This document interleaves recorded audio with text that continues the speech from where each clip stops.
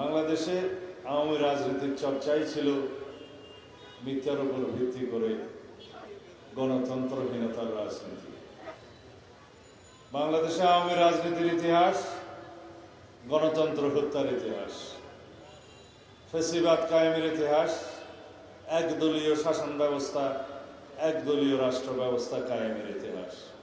নতুন কিছু নয়। আমরা 2024-এর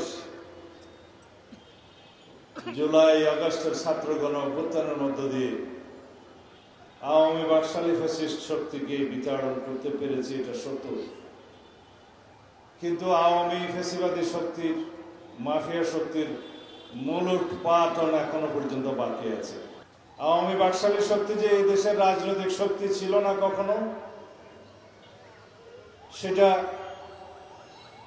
প্রমাণিত হয়েছে তাদের ভারতে আশ্রয় নেওয়ার মধ্য দিয়ে।